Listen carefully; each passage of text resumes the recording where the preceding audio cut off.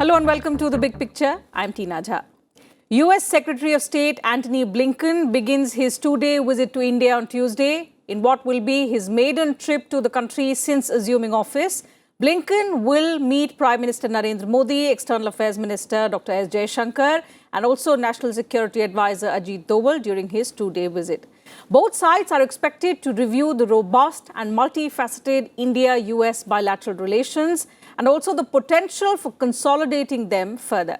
So on this edition of The Big Picture, we will discuss with experts the key issues that will figure in the discussions between both sides, the importance of these deliberations on the India-US partnership, and of course, the scope and the potential as well to bolster ties. And for this, I am joined by two distinguished panelists on the program. Let me first introduce them to you.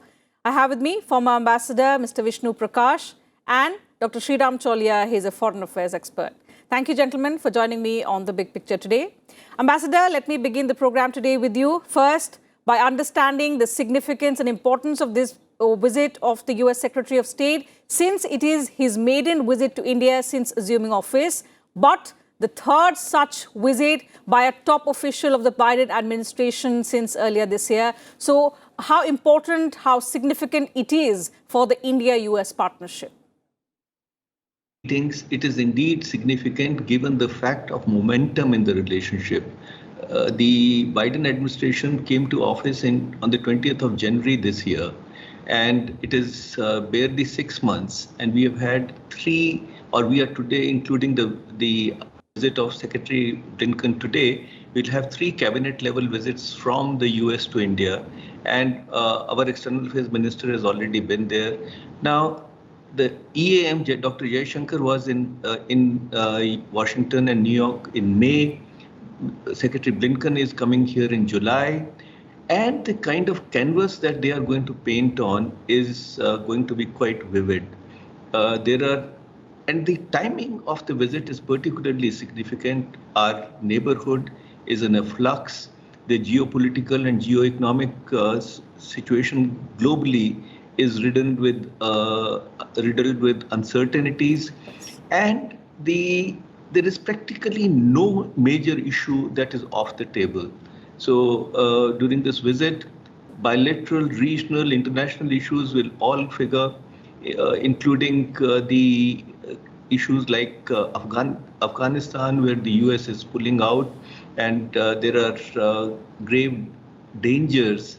Rather, it looks imminent that Taliban will come back to office. Situation in Pakistan, our neighborhood in Myanmar, perhaps in China, the issue of climate change, defense cooperation, trade, what have you. Then we are looking at the Quad Summit. There's a possibility of a bilateral summit between the Prime Minister and the President. So it is going to be a very broad agenda. And as you mentioned, Secretary of State is going to call on the Prime Minister. He will meet NSA.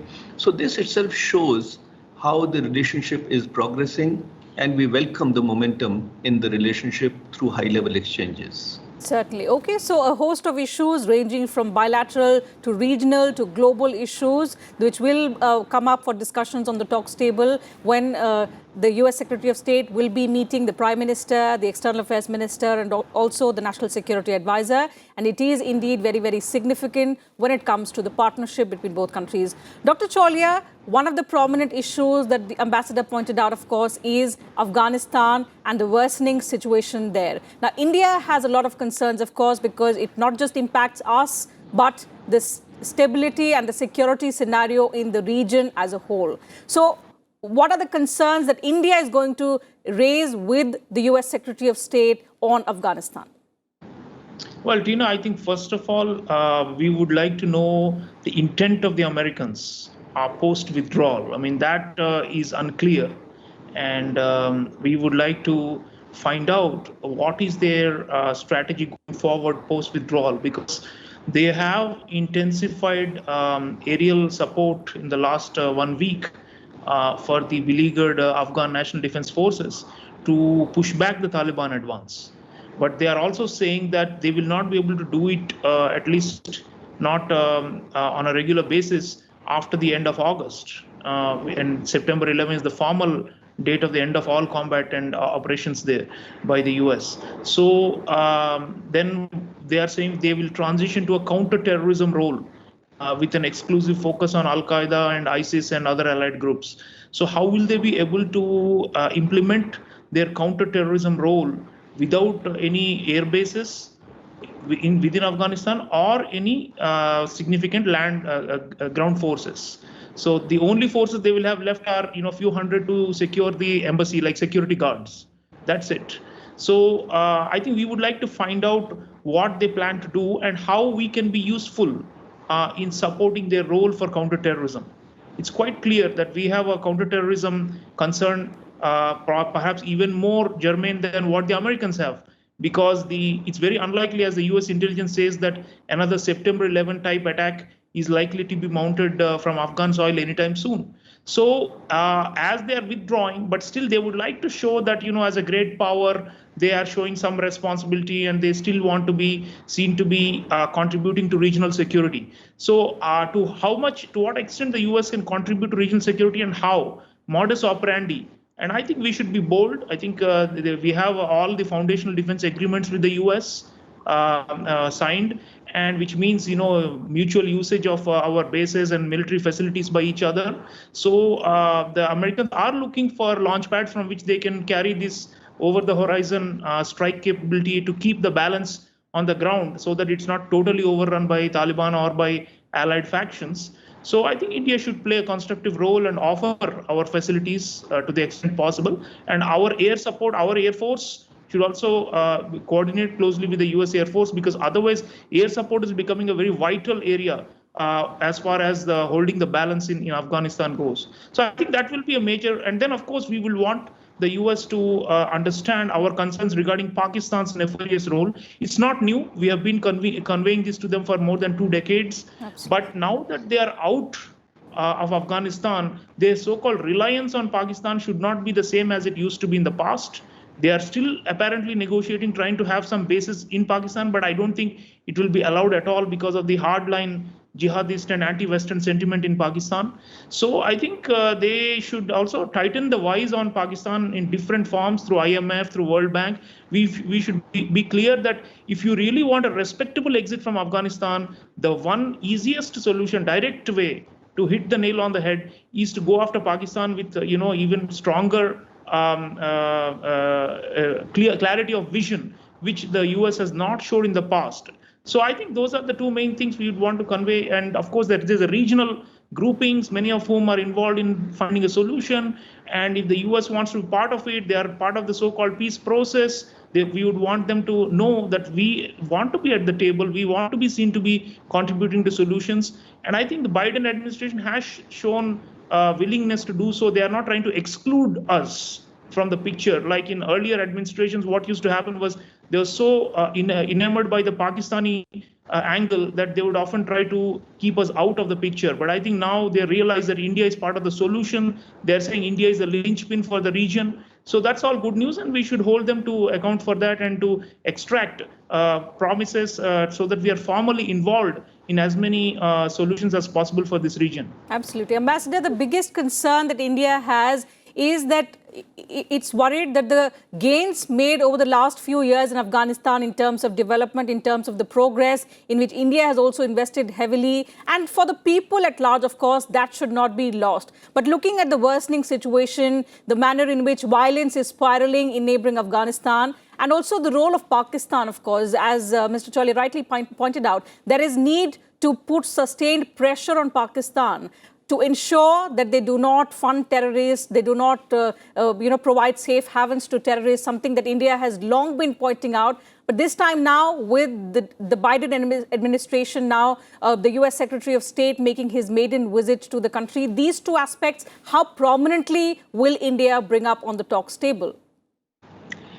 Well, I think that goes to the heart of the issue, and India should be raising it, and should the US be concerned about it. Absolutely. After 20 years, the international community led by the US and ably assisted by India, or India has been contributing quite earnestly by our standards, there have been lots of gains that have come about. The women have been empowered, children have started going to school. There is some kind of a parliamentary government. All that is likely to be lost. And we have seen how Taliban is going to function. The areas that they have reoccupied, there are tales of brutality, videos of brutality which are being seen. They say something in Doha but do something very, very different. Because let's face it, a leopard doesn't change his spots. Taliban is a radical terror outfit which wants to enforce a 7th century regimen in Afghanistan. Now, much that we would like to safeguard the gains, I think, I hope I'm wrong, the writing on the wall seems quite evident that it's not a question of if, it's a question of when most of the areas fall to Taliban, because the US has realized that they cannot win it. And they have even gone to the extent of saying that, they were not there for national reconstruction or development. And they have decided their narrative is that the Afghan National Army is capable of defending itself while it will be tested in the field. The indications are that it needs support, and that support, as Dr. Cholia very well described, is going to be forthcoming only for a few more weeks, because once they cannot afford the situation that even before 1st of September, the government falls. So they'll prop it up. But the big question is that who is going to come to the aid of the Afghan National Army? Who is going to come to the aid of the Afghan government? Russia has said that they will not support them. China is not supporting them. US is pulling out. And then there is Pakistan, which has perfected the art of hunting with the hound and running with the hare. The only important development in the last 20 years is that Pakistan has used Taliban leaders, former Taliban leaders, as checks to be encashed when necessary. They have given refuge to Taliban leaders. And when they were under pressure, they have kind of handed over one by one some of the leaders, some of they have protected.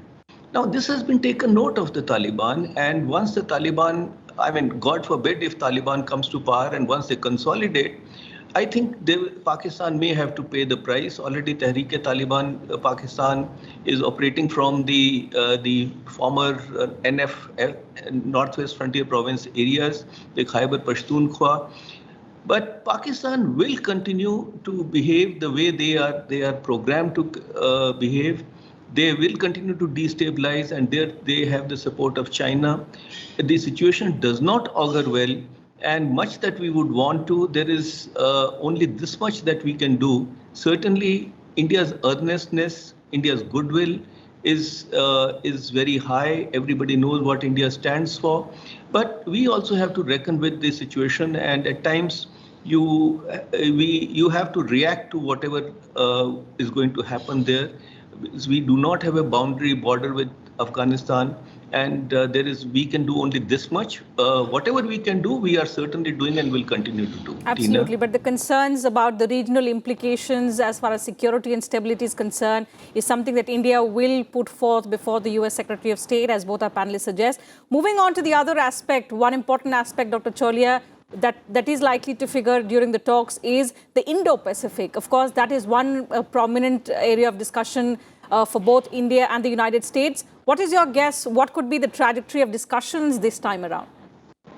Yeah, that's of course the long-term agenda for the underlying cement of the India-US strategic partnership, and it's becoming more and more relevant now because of the shifting balance of power in China's favor. So if Taliban is gaining ground in Afghanistan, that still is not of a earth-shaking nature that will change the global order. But China is changing the global order, and it's using more and more blunt and extremely aggressive means to enforce its will on weaker countries in the Indo-Pacific. So I think that is now becoming an urgent issue in a sense, but also something that will be constant, and we will see it for years to come. So Quad, of course, the summit has happened. That's very good. The first virtual summit, in-person summit, I think will be also a good show of signaling to the Chinese. And I also noticed that there's a lot of emphasis on also non-military forms of cooperation in the Indo-Pacific. It's not just the Malabar and other forms of joint exercises and freedom of navigation operations in South China Sea. All those, I think, are going to be enhanced. And the US is looking for greater Indian naval participation in all those things. But apart from that, I think the issue of the COVID-19 vaccines, which the US and other countries, Quad members, have committed to support India's production capability up to 1 billion or more doses, financed jointly by the Japanese, the Americans, and the Australians.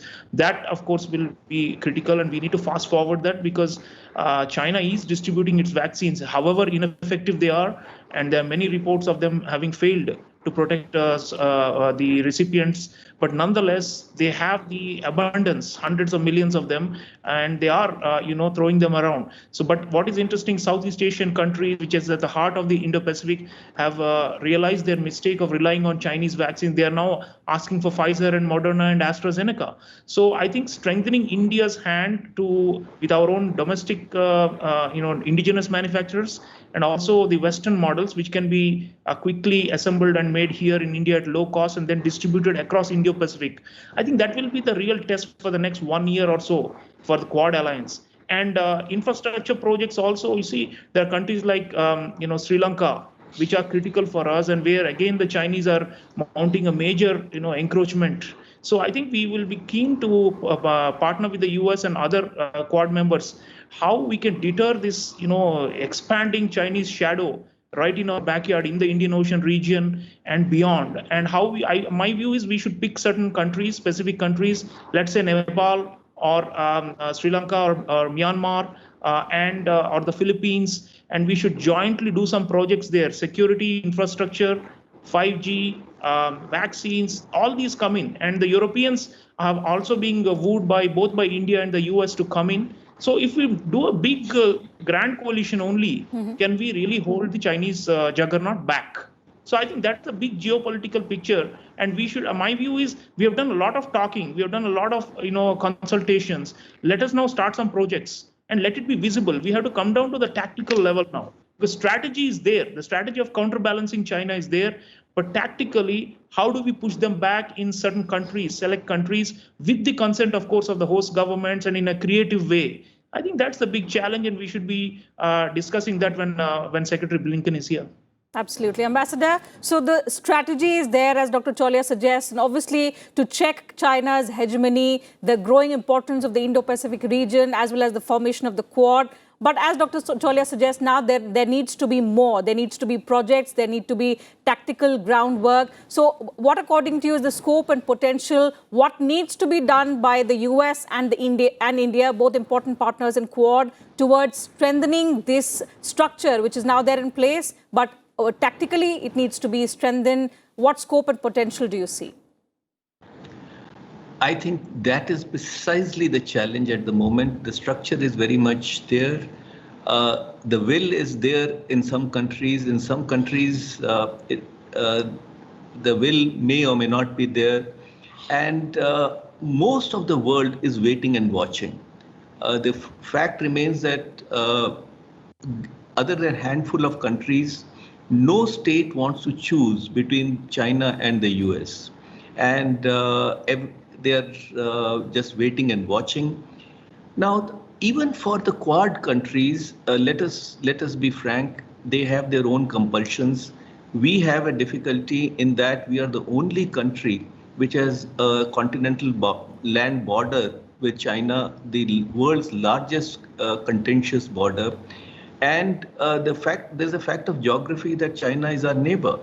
Now, US certainly has concerns, but US, Wendy Sherman was in Beijing on Sunday, Monday, and she said, as far as I recall, that we will compete strongly, but we do not want to have further difficulties. If possible, they do not want the relationship to spiral out of control. Everywhere we hear and see that there are promises, But are the nations ready to go further is a $1 million question. Whether we are going to develop a habit of cooperation is a $1 million question. Whether this momentum will be sustained. Now, it will all depend on how China behaves. If China continues on the aggressive path, which it has, and at the moment China has boundary or other difficulties, contention with at least 18 countries, if it continues with the wolf warrior diplomacy, of course it will leave the world with no choice. But I do not think that we have seen the final outcome of what is happening. China also is trying to create what I have in my writings call it a quintet or a red quad. There are countries like Russia, China, Pakistan, possibly Iran and Turkey coming together to form some kind of a understanding or some kind of a grouping, some kind of a regional security dialogue forum. So there are fast moving pieces, there are lots of pieces, lots of issues. I think it will take time for the Quad countries to get to move forward in a fashion that China really feels the heat. And it is time that China feels the heat, because this business as usual cannot be allowed to happen. China cannot continue to thwart the international will and continue to behave in an aggressive fashion that it is. Okay, Dr. Cholia, so in the geopolitical context and as far as Chinese hegemony is concerned, there are several challenges, of course, and the momentum needs to be sustained. That's what both of you are pointing out. But if we look at the bilateral aspect between India and the US, are there any sticking points at the moment, whether it is about essential supplies of vaccines, the raw materials, or regarding indemnities, or regarding any other aspect which are sticking points which could also surface during the talks with the US Secretary of State? Yeah, the trade wars that Trump administration had started luckily have been now laid low. And we don't see that kind of aggressive trade demands by the Biden administration like Trump was doing. So that's the good news. GSP preferences, we want them to be installed. There are, issues with regard to, like you said, with the raw materials. Even now, Serum Institute of India is saying they have been facing some shortages. Even the Biden administration said that they had lifted the embargo. And there is a general slowness with the U.S. commitments. I mean, the U.S. said that they were going to distribute a large amount of their surplus vaccines in Asia. And so far through COVAX and other means, but so far we have not received any. And the volume they're talking about for India is anyway too small for us, for our needs. So I think that's where we need to impress upon them. Travel, a just and a fair travel regime. These are sort of issues that need to be ironed out. But I think there's no big conflict of interest really at present because of the preponderance of the Chinese threat. I think this relationship, the comprehensive global strategic partnership, as we're calling it, I think is just is going forward. But I think there are some who are saying there are going to be irritants with regard to human rights and democracy issues. But I don't think so, because Biden administration, despite coming from the Democratic Party, it doesn't really emphasize those much, even if they are willing to do business with Russia. And have even waived the sanctions on Russia over the Nord Stream pipeline with Germany. They are trying to come up with an overall grand strategy that is to contain China. And the Chinese are openly accusing them that you are out to suppress and contain us. So I think if that is the case, I don't think any domestic, controversies need to be raked up. I think this is a media sensation, and I don't think Antony Blinken is, unwise enough to make a, big flash about these issues. So overall, I think, and by the way, the US is not a paragon of virtues itself. It has its own issues with racism and protests within the US. So I don't think we should worry about that too much. It's going well. But like I said, concrete action is always better. Deeds speak much louder than statements and comics. Indeed. Ambassador, one closing comment from you on the way forward. The momentum so far between India and the new administration in the United States has been good. It's the third high-profile visit since January this year. So how can this momentum be sustained as far as bilateral relations are concerned? And also, which are the areas, apart from defense, because that is one area we've been doing well, trade we've been doing well in terms of partnership. but other areas, some potential areas where we still need to deepen our collaboration? If one word for the India-US relationship, and that is strategic convergence. The relationship in 2 decades has been transformed, and one is using it very, very carefully. One can use the even stronger adjective, and it is for the simple reason that we read from the same music sheet. On the bilateral front, other than the areas that you have enumerated, we have been working together well, and we can work together even, we will continue to work together closely on research and development, on education, energy, well, UN Security Council comes to mind. That is an area. Climate change is another area. So the canvas is very, very broad. Now, I completely agree with Dr. Chaulia that, when there are large countries like India and the US involved, there are bound to be areas where we have some differences. And we have no difficulty when it comes to differences, because we are two confident nations who are in a position to sit across each other and sort them out. But the convergences are they far outweigh the divergences, and the relationship is going from strength to strength.